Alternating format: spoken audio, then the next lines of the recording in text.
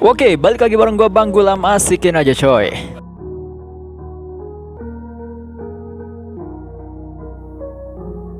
Di video ini gue mau review album terbarunya dari Bring Me The Horizon ya, yang judulnya Post-Human Survival Horror. Dari judul albumnya sangat menarik ya, jadi agak sebetulnya sangat susah untuk diterjemahkan ke dalam bahasa Indonesia gitu kan. Gua sendiri agak sulit untuk menemukan padanan kata-kata yang pas gitu, Post-Human Survival Horror gitu. Tapi ya udahlah. Kita langsung aja bahas materi-materi dari album ini. Jadi sebetulnya ini bukan album full ya, tapi ini adalah EP, kata mereka. Meskipun padahal materinya ada 9 ya, bisa dibilang kan 9 ya, bisa jadi album sendiri aja gitu kan daripada EP. Tapi ini EP ya, mini album. Oke, yang mau gua highlight yang pertama adalah sebetulnya gue nggak nyangka ternyata BMTH akan merilis album di tahun ini. Karena menurut rumor ketika mereka merilis Ludens yang waktu 2019 lalu, ya kan, rumornya adalah mereka tidak akan lagi merilis album setelah emo gitu kan, setelah amo ya kan, setelah album itu tidak akan merilis album lagi. Mereka hanya akan merilis single by single dan single terus gitu. Jadi setelah Ludens, terus selang beberapa bulan single lagi, beberapa bulan lagi single. Jadi seperti itu. Dan ternyata Dilalah Kiopo cok. Dilalah ya, mereka itu merilis album kali ini yang berjudul Post-Human Survival Horror. Oke, gue mau coba masuk ke dalam materi-materi yang ada di dalamnya. Yang pertama, ini gue nggak nyangka ternyata album ini dibuka dengan hentakan yang sangat keras, yaitu dengan judulnya Dear Diary ya. Yang kalau gue dengerin si Dear Diary ini, gue kayak teringat dengan lagunya Linkin Park gitu, yang judulnya Keys to the Kingdom yang ada di album The Hunting Party kayak gitu. Nah, jadi ada sedikit kemiripan musik yang dimana vibe yang dibawa ini lebih ke arah punk hardcore gitu dibandingkan ke metal menurut gua. Jadi itu yang materi pertama, ketika lu dengerin buka album ini lu langsung dikagetin gitu. Bah, gila upbeat banget dan menghentak banget gitu. Ya sangat-sangat punk lah menurut gua. Terus abis itu materi yang kedua adalah Parasite Eve, yang ini udah pernah gua bahas sendiri ya, reviewnya itu lengkap banget, komplit lah, mulai dari musiknya, liriknya, dan juga visual yang digarap mereka gitu. Parasite Eve itu materi yang kedua. Terus materi ketiga ada judulnya Teardrops, yang ini adalah yang official music video yang terakhir mereka rilis di YouTube mereka, Teardrops ya. Nah, kalau Teardrops ini musik yang cukup keras tapi lembut gitu ya. Komposisi musik ini didominasi sama bass, permainan bass, atau bisa kita bilang bass boost ya. Yang secara keseluruhan lagu ini di sini Oliver Sykes dia banyak menggunakan clean vokal yang lebih bersih sih menurut gua ya. Yang menarik dari segi konsep visualnya di pengemasan di music videonya ya. Ini mengingatkan gue sama scene Jokernya Jared Leto, tentunya dengan scene dimana dia ada di antara lingkaran pisau-pisau itu ya gitu kan. Ini ngingetin gue banget sama Jared Leto-nya David Ayer gitu. Ya, dan bisa dibilang kalau menurut gue si Teardrops ini adalah lagu sedihnya BMTH di album ini gitu. Terus masuk ke materi yang berikutnya adalah Obey. Nah, Obey ini adalah yang berkolaborasi dengan Youngblood, yang gua nggak sempet bikin reaksi untuk lagu ini gitu ya, karena apa ya? Dari mulai Youngblood sampai terus ke Teardrops, terus sampai kepada perilisan album itu waktunya cepet banget gitu menurut gua gitu. Jadi dari Obey, si lagu Obey, terus ke Teardrops sama perilisan album itu cuman jangka waktunya sebentar gitu. Nah, kalau di Obey gue belum sempat bahas ya, kan belum sempat bikin reaksi. Gue coba bahas dikit. Ya, untuk racikan musiknya menurut gue ini sangat menyesuaikan dengan Youngblood ya. Yang kita tahu dia kan membawa musik hip hop, emo rap gitu kan, kayak Machine Gun Kelly sama Lil Peep gitu. Dia juga si apa yang Blood juga main pop punk gitu kan. Ya anak emo banget lah yang Blood ini. Ya bisa dibilang terus apa OB itu membawa apa ya menyesuaikan gitu apa akhirnya si musiknya ini dengan Young Blood gitu. Terus di yang berikutnya adalah It's for the Cure. Ini merupakan bridge yang untuk masuk ke lagu berikutnya yaitu Kingslayer, yang dimana Kingslayer ini berkolaborasi dengan Baby Metal ya. Di gua gimana bacanya? It's for the Cure ini secara musiknya full elektronik. Terus yang apa ya? Ini bridging ke arah Kingslayer tuh sangat kental dengan musiknya apa Baby Metal yang akhirnya ya. Nah, di Baby Metal gue langsung masuk ke materi berikutnya karena sebelumnya di Itch for the Cure ini durasinya singkat banget, terus langsung masuk ke Kingslayer. Nah, di Kingslayer ini berkolaborasi dengan Baby Metal yang dimana memang secara komposisi musiknya identik banget dengan Baby Metal gitu ya. Ada kawaii metal gitu kan. Yang nah di lagu ini juga kita akhirnya bisa apa ya mendengar lirik Jepang gitu. Ternyata gue kirain Baby Metal nggak akan membawa lirik Jepang apa full Inggris itu, dan ternyata kita bisa mendengarkan lirik Jepang di dalam lagu Kingslayer ini. Nah, menariknya di sini di lagu ini Oliver Sykes ini mengeluarkan scream dan growlnya dengan total di kali ini. Ketika apa ya suara kawaii para Baby Metal ya, para member Baby Metal terus dipadukan dengan scream dari Oli, jadi sangat pecah sih menurut gua. Terus yang berikutnya ini bersama dengan band UK, nama bandnya adalah Nova Twins, yang di materi berikutnya judulnya adalah One by One atau ditulisnya 1x1 ya, 1x1 gitu, tapi bacanya One by One. Nah, di lagu ini si BMTH kali ini bermain memang menyesuaikan juga musiknya dengan Nova Twins, di mana dia lebih bermain di musik rock alternatif kayak gitu ya, alternatif rock, terus rock punk gitu, enggak rock punk, tapi lebih ke alternatif rock sama apa ya kayak emo-emoan lah yang ngikutin Nova Twins ini.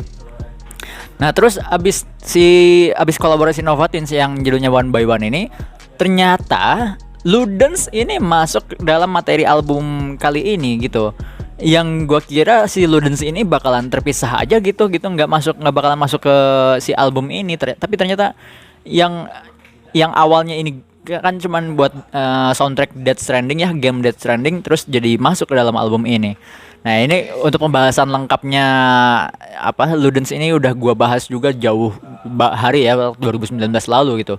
Udah gua bahas juga di YouTube, lu cek aja. Nah, terus materi terakhir dari album ini yang sangat-sangat lembut. Jadi kita tadi di awal dibuka sangat dengan musik yang sangat menghentak gitu ya. Terus ditutup dengan musik yang sangat-sangat lembut yang banyak dominan permainan biola ya. Ini yang judulnya adalah judulnya panjang banget aja. One day the only butterflies left will be in your chest as you march towards your death. Nah, ini lagu ini ternyata berkolaborasi dengan Amy Evanescence gitu ya. Meskipun di dalam judul lagunya tidak disebutkan featuring Amy Evanescence, tapi karena kan seluruh lagu full dominan vokalnya Amy Evanescence ya, dan Oli itu jadi penutup di lagu ini, vokalnya Oli itu jadi penutup di lagu ini. Nah, gue merasakan Oliver Sykes di lagu ini sangat melankolis vokalnya, terutama ya di jenis suaranya. Terus musik yang disajikan tuh menurut gue ini lebih memang komposisi yang menyentuh ke hati gitu, lebih masuk ke hati gitu. Memang emosional gitu si lagu ini, bukan emotional punk atau dalam kurung emo ya, bukan, tapi memang ini emotional music gitu di sini. Berbeda dengan materi-materi dia yang di sebelumnya gitu. Bahkan yang pertama itu sangat keras, terus di belakang ini dikasih musik yang sangat emosional. Nah, lagi-lagi nih ya, garapan musiknya sangat kental dengan dan sangat cocok tentunya dengan Amy Evanescence, dengan musik-musiknya Evanescence. Apalagi lagu Evanescence yang terakhir ya, kan lagunya slow kayak gitu kan, slow rock kayak gitu. Nah, di akhir lagu ternyata di lagu ini ya, di lagu yang judulnya panjang ini ditutup dengan vibe yang semakin dark gitu. Awalnya kita mendengar lagu ini terasa sangat emosional, ya, membangun emosi kita, tapi ternyata ditutup dengan gelap gitu, suasana yang gelap lagi gitu. Ya, dan apa, ditutupnya dengan scream dari Oliver Sykes gitu. Jadi kita si lagu ini tuh dibangun dengan vokalnya Amy yang menggelegar gitu kan, vokalnya Amy yang bikin merinding gitu, tapi ditambah merinding lagi dengan apa, outronya dari Oliver Sykes gitu. Oke, itu pembahasan setiap apa namanya, setiap materinya. Jadi kalau gue lihat secara keseluruhan album ini ya, album ini sebetulnya mengingatkan gue pada The Hunting Party-nya Linkin Park secara keseluruhan. Dimana dalam seingat gue, The Hunting Party itu album kolaborasinya Linkin Park yang paling banyak dan juga paling genrenya itu juga paling nyampur gitu di album The Hunting Party ini. Di Post-Human Survival Horror punyanya BMTH ini, gua melihatnya memang akhirnya sangat-sangat apa ya, mengingatkan gua pada apa namanya, Linkin Park. Mulai dari tadi single yang pertama yang Dear Diary itu mengingatkan gue pada lagunya Linkin Park yang Keys to the Kingdom. Terus yang di apa satu lagi tuh, Teardrops juga itu mengingatkan gue sama lagu Faint-nya apa, Linkin Park. Nanti gue coba upload di Instagram, ada orang yang bikin kesamaannya gitu. Jadi ketika lu mendengarkan Teardrops-nya BMTH, lu bakalan keinget sama lagunya Linkin Park gitu. Nah, itu menurut gua kemiripan dengan Linkin Park bisa jadi memang ya, bisa jadi memang Post-Human Survival Horror ini juga menjadi tributnya kepada Linkin Park, karena kita tahu bahwa Oliver Sykes ini fans beratnya Linkin Park sebetulnya gitu kan. Fans berat dari Linkin Park, di mana Oliver ini pasti ngikut konsernya Linkin Park kemanapun gitu. Dan gua rasa ya jadi ya gue bisa mengerti kenapa si album ini kayak identik banget dengan Linkin Park di album, khususnya di album The Hunting Party dan juga yang lain-lainnya. Nah, juga album ini secara keseluruhan adalah album kolaborasinya BMTH yang paling banyak gitu ya. Mulai dari yang pertama kita ya lihat ya, yang di Dear Diary sendirian, terus mulai masuk ke Parasite Eve. Parasite Eve itu kolaborasi sama Mick Gordon ya, Mick Gordon. Yang Mick Gordon ini dia yang banyak membuat soundtrack game, yang terakhir itu game Dooms gitu ya, dimana dia mengisi soundtracknya dengan lagu metal gitu. Nah, Parasite Eve ini kolaborasi dengan Mick Gordon. Terus ada lagu berikutnya ada Teardrops. Ini Teardrops kolaborasi enggak ya? Gue lupa. Kayaknya enggak kolaborasi. Terus yang berikutnya ada dengan Youngblood gitu kan di lagu Obey. Itch for the Cure dan juga Kingslayer yang kolaborasi dengan Baby Metal. Terus One by One yang kolaborasi dengan Nova Twins. Ludens. Nah, Ludens ini kolaborasinya dengan studio game ya, bukan dengan musisi. Jadi ini kolaborasinya dengan studio game, yaitu Death Stranding, khususnya game Death Stranding gitu. Terus berikutnya lagi yang judulnya panjang tadi, yang One Day bla bla bla bla, itu kolaborasi dengan Amy Evanescence. Nah, jadi secara keseluruhan memang ini album kolaborasi BMTH yang terbanyak, atau bisa dibilang yang terakhir ada featuring itu kan di album Emo apa yang satu lagi ya, yang sebelumnya yang featuring sama vokalis black metal gitu, gue lupa gitu ya. Itu jadi ya album ini, dan ini menariknya adalah setiap materi kolaborasi BMTH dengan para musisi yang lain itu, jadi musiknya jadi musiknya itu akhirnya nggak BMTH banget dalam hal ini, tapi akhirnya BMTH juga menyesuaikan dengan kolaboratornya, dengan apa musisi yang dia ajak kolaborasi itu, akhirnya musiknya jadi menyesuaikan juga dengan mereka. Ya gua rasa juga ini akhirnya menambah value-nya BMTH dalam musikalitasnya mereka gitu kan. Nah itu terus ya, yang bisa gue bahas kayaknya itu aja untuk di album ini. Oh ya, satu lagi, visual art dari album, covernya ya, cover albumnya, kalau lu lihat detailnya gitu ya, dimana dia menyajikan ya kayak bener-bener sesuai judulnya ya, post human survival horror, dimana di gambarnya itu apa sangat-sangat identik dengan apa yang terjadi di 2020 ini dengan kita sebagai manusia gitu. Ada yang menarik tuh di dalam gambarnya ya, itu ada penggambaran manusia yang zaman sekarang. Terus kalau kita lihat di sana juga ada gambar orang yang memakai masker, dari masker medis sampai masker yang full face. Terus yang ada yang membawa senjata api, membawa obat-obat gitu ya, obat-obatan. Terus ada yang lain-lain. Ya penggambaran manusia di album art ini ya memang identik. Ada juga yang seperti malaikat, atau malah yang gue lihat ini seperti lukisan ini. Kalau secara keseluruhan ya, gue ngelihatnya si album art ini kayak lukisan The Last Supper gitu, salah satu lukisan legendaris dari Da Vinci juga ya. The Last Supper di mana Yesus dengan satu meja dengan para sahabatnya gitu, para rasul ya kalau dalam istilah kekristenan, dengan para rasul. Terus kita makan bareng. Kalau gue ya, ketika gue melihat pertama kali album ini mengingatkan ketika pertama kali gue lihat visualnya memang mengingatkan pada lukisan The Last Supper itu. Ya, itu aja yang bisa gue bahas kali ini dari albumnya BMTH yang Post Human Survival Horror. Ya, secara keseluruhan bisa bilang ini album kolaborasi terbagus dari BMTH, dan juga tidak disangka-sangka akhirnya BMTH merilis album gitu, meskipun ini mini album atau EP ya.